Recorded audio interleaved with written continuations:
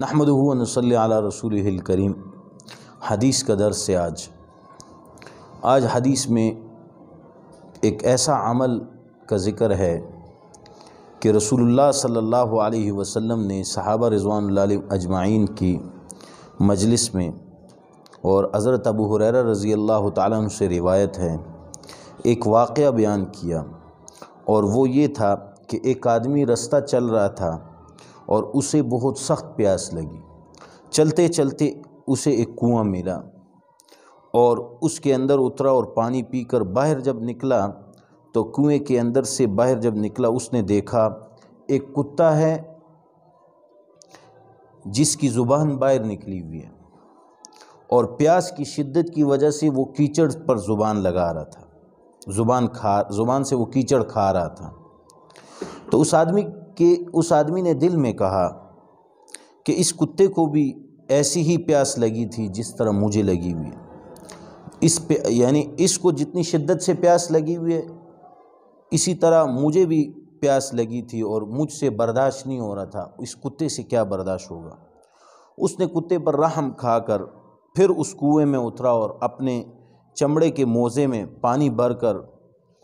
پھر اس نے اس کے منہ میں پانی ڈالا اور اس کتے نے پانی پی لیا۔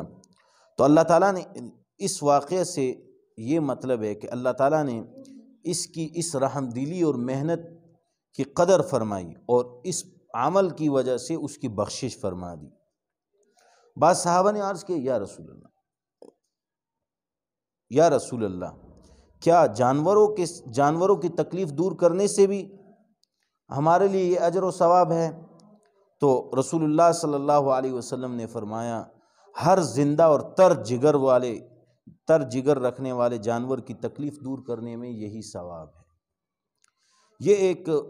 واقعہ تھا، ایک شخص نے پیاسے کتے کو پانی پلایا۔ یہ بخاری شریف اور مسلم شریف میں یہ واقعہ موجود ہے، اور حضرت ابو ہریرہ رضی اللہ تعالیٰ عنہ سے روایت ہے۔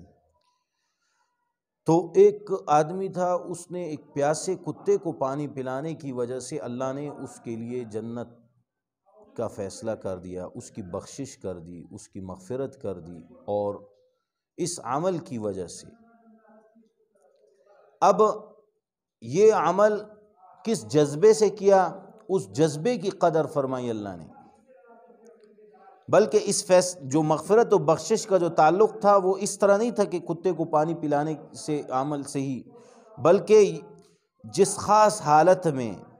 جس جذبے کے ساتھ اس نے یہ عمل کیا اللہ تعالیٰ کو بے حد پسند آیا اور اس بندے کی مغفرت و بخشش کا فیصلہ کر دیا۔ اللہ تعالیٰ کی مغفرت تمام انسانوں کے لیے ایسے ہی بہانے ڈھونڈتی ہے، آدمی کوئی چھوٹا سا عمل کر لیتا ہے اور اس کے اندر اخلاص ہو، نیت یہ ہو اور اتباع سنت ہو، ایمان ہو اس کے اندر، تو وہ چھوٹا سا عمل بھی اس انسان کے لیے مغفرت کا ذریعہ بن سکتا ہے۔ تو ہم سب یہاں جتنے بھی بیٹھے ہیں تو ہم سب یہ نیت کر لیں کہ ہم ہر نیکی کو اس جذبے کے ساتھ کریں گے کہ اللہ ہو سکتا ہے اللہ تعالیٰ مجھے اس نیکی پر میری مغفرت کر دے۔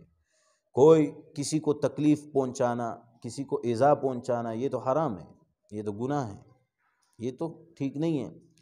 اور اسی طرح کسی کی خدمت کرنا، مثلا کوئی بوڑھا آدمی رستے میں جا رہا ہے، وہ چل نہیں سکتا تو اس کو ہاتھ سے پکڑ لیا، گھر تک پہنچا دیا۔